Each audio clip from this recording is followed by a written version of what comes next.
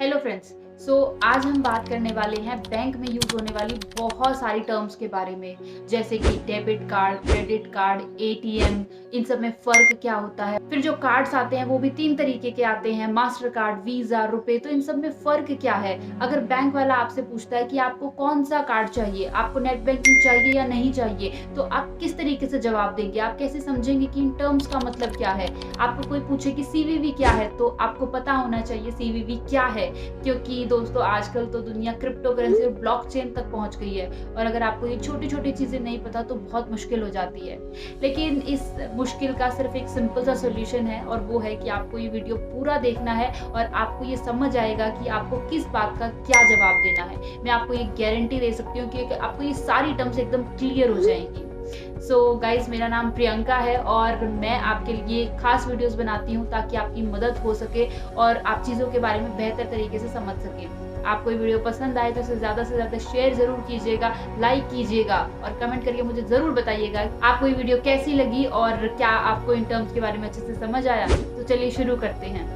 तो वह सबसे पहले मैं आपको ये बताती हूँ कि जब बहुत पहले का टाइम था तब आप सबको पता है कि सारा का सारा जो काम है वो बैंकों में होता था, और बैंकों में भी सब कुछ रजिस्ट्रों में मेंटेन होता था। फिर धीरे-धीरे कंप्यूटर्स आए थे, लेकिन कंप्यूटर्स आने के बाद भी काम बहुत स्लो था। तो लोगों को अपस्किल भी करना था और ज़्यादा लोग नेट बैंकिंग के बारे में, डेबिट क्रेडिट कार्ड्स के बारे में और बाकी के जो पेमेंट सॉल्यूशंस है उनके बारे में नहीं जानते थे। तो सबके सब लोग बैंक जाया करते थे। तो इससे क्या होता था कि बैंकों पर बहुत प्रेशर रहता था। आपको एक छोटा-सा भी काम कराना है ना, तो आपको घंटों धूप में खड़ा होना होता था। नंबर आने में सुबह से शाम हो जाती थी। तो धीरे-धीरे इस चीज़ का सॉल्यूशन क्या निकाला गया कि फिर एटीएम आए मार्केट में। एटीएम का क्या काम होता था कि आपको बैंक एक कार्ड देगा जिसमें एक छोटा चिप लगा होगा, उस चिप से सर्वर कनेक्टेड होगा, आपका सेविंग्स का बैंक अकाउंट कनेक्ट होगा, और जब भी आप उस कार्ड को एटीएम मशीन में लगाएँगे तो वो सेंसर आपके कार्ड के चिप को सेंस करेंगे और आपके सेविंग्स में जितने भी पैसे होंगे वो दिखा देंगे, और आप उनमें से जितने भी पैसे निकालना चाहें निकाल सकते हैं। आप अपने सेविंग्स अकाउंट से पैसे निकाल रहे हैं तो उसको हम डेबिट कहेंगे। पैसे निकालना मतलब डेबिट, इसीलिए उस कार्ड को हम डेबिट कार्ड कहते हैं, क्योंकि वो डेबिट करने के काम आता है। उससे अगला सवाल है कि फिर क्रेडिट कार्ड क्या होता है, वो भी मैं आपको थोड़ी देर में बताऊंगी। लेकिन उससे पहले मैं आपको दूसरे टॉपिक की तरफ ले चलती हूँ कि जैसे सोचिए अब मार्केट में डेबिट कार्ड्स आ गए थे, आप पैसे एटीएम से निकाल सकते थे, लेकिन अब भी प्रॉब्लम्स थे। जैसे कि फॉर एग्जांपल आपने कुछ खरीदा है, आपको उस इंसान को 2000 या 3000 रुपए देने हैं, तो आपको क्या करना होगा, आपको एटीएम जाना होगा, वहां से पैसे निकालने होंगे और जो भी आपने खरीदा है उसके बदले उस इंसान को आपको 3000 रुपए देने होंगे। और अब सोचिए कि जिसने आपको सामान बेचा था उसके पास भी अगर बहुत सारे पैसे हो गए तो उसे वापस से बैंक जाना पड़ेगा सारे पैसे जमा कराने के लिए। तो ये भी बहुत लंबा प्रोसेस था। तो इसके लिए अगला सॉल्यूशन क्या चाहिए था, ऐसा कुछ चाहिए था जिससे जो पैसे ट्रांसफर है वो डायरेक्ट हो सके अकाउंट टू अकाउंट में।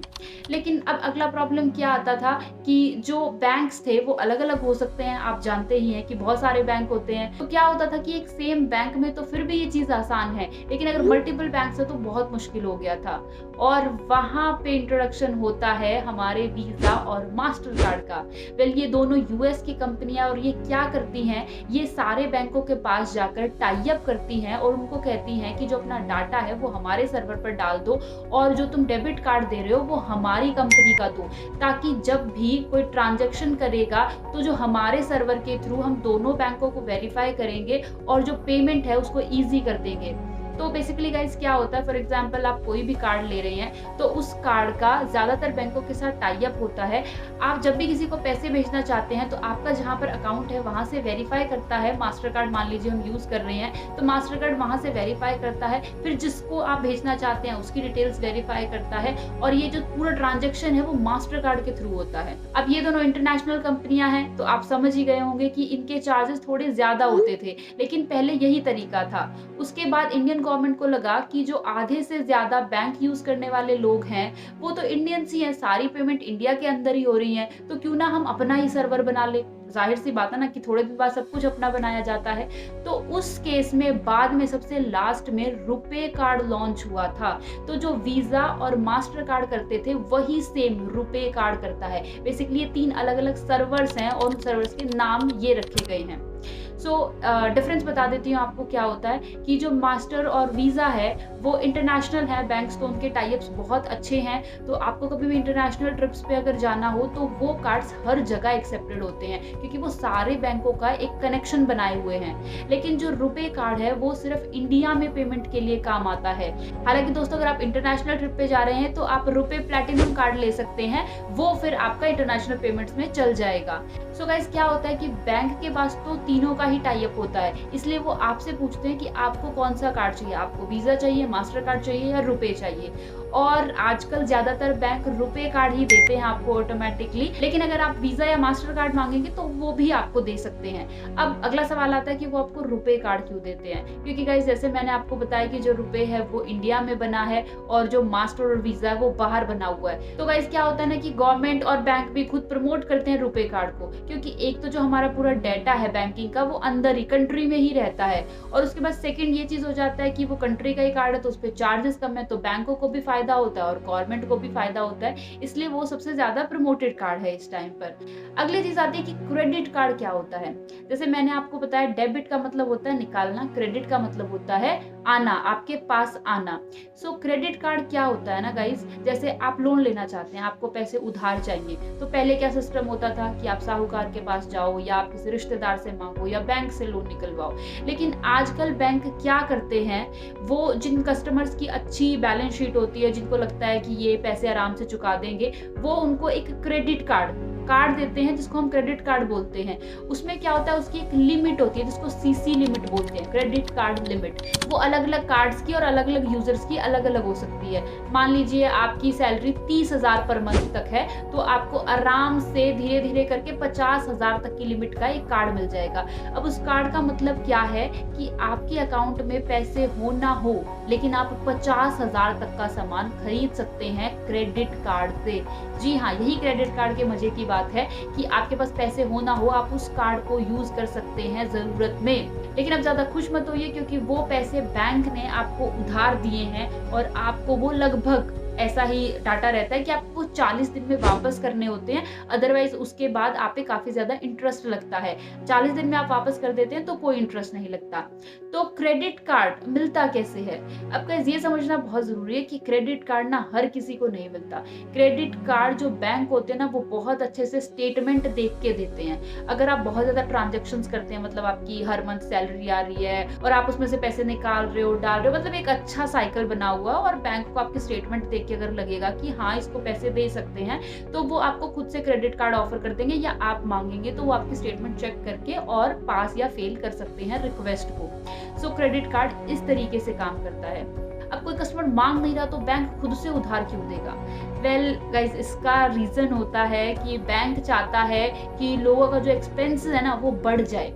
अब सोचो कि मेरी सैलरी है वो मैंने इन्वेस्ट कर दी, घर वालों को भेज दी तो खत्म हो गई, तो अब मेरे पे पैसे नहीं है। अब मेरे पे पैसे नहीं होंगे तो मैं खर्च नहीं कर सकती। लेकिन गाइस अब मेरे पे क्रेडिट कार्ड होगा ना तो मेरे पे हमेशा पैसे होंगे। अगर मैंने कोई चीज देखी, सोचो कि मुझे कोई 5,000 की चीज पसंद आ गई, मेरे पे पैसे नहीं होते तो वो मैं नहीं खरीद पाती। लेकिन अब मेरे पर्स में क्रेडिट कार्ड है तो मैं सोचूं कि चलो खरीद लेते हैं, बाद में पैसे वापस कर देंगे। और यही बैंक चाहते हैं, वो बेसिकली कस्टमर्स का जो एक्सपेंस रेट है वो बढ़ाना चाहते हैं ताकि उनको इस चीज पे इंटरेस्ट आए।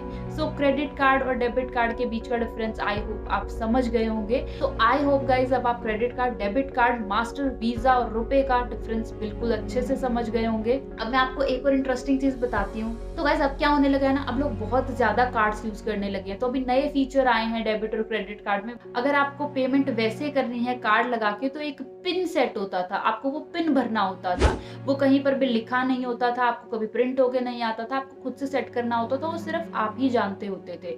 तो आप कार्ड लगाओगे, वो अमाउंट भर के देगा, आप पिन भरोगे और तब वो पेमेंट होगा, तो ये सेफ था। लेकिन आजकल क्या हो गया कि लोग बहुत ज्यादा कार्ड यूज करने लगे हैं, बार बार पिन भरने में भी आलस मानते हैं। तो बैंक को नया फीचर दिया है कि आजकल के कार्ड्स जो हैं वो वाईफाई कार्ड्स होते हैं। जी हाँ, अब आपको इसमें कन्फ्यूजन होगा कि वाईफाई कार्ड्स क्या होते हैं? वेल वाईफाई कार्ड्स का क्या होता है कि अगर आपने मान लीजिए कहीं से कुछ खरीदा 200 का, 500 का, 1000 का, तो जो पेमेंट कराने वाला पर्सन है वो सिर्फ मशीन को आगे करेगा, आपके पास कार्ड होगा और आप उस कार्ड को सिर्फ यूँ टच करेंगे और पेमेंट हो जाएगी।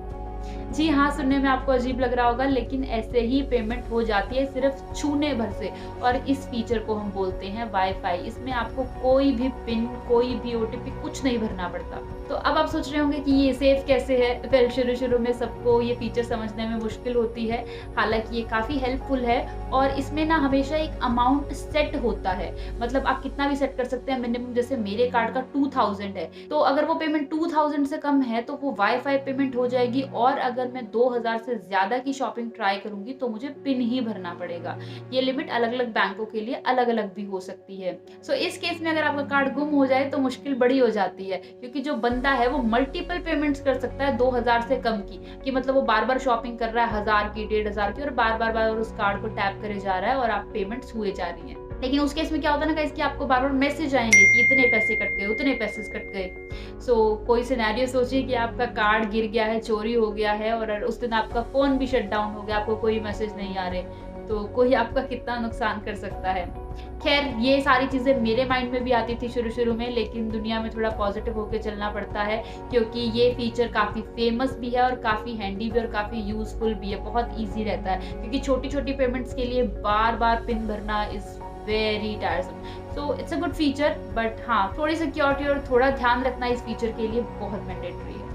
सो आई होप जितना भी मैंने आपको समझाया वो आपको बहुत अच्छे से समझ आ गया होगा और अगर आप कभी भी अब बैंक में जाएँगे तो आपको कोई दिक्कत नहीं होगी। सो अगर आपकी कोई टर्म छूट गई हो जो मैंने अच्छे से कवर ना की हो या आपको समझ ना आई हो या अगर आपको सब कुछ भी समझ आया हो तो प्लीज़ मुझे कमेंट करके ज़रूर बताइएगा।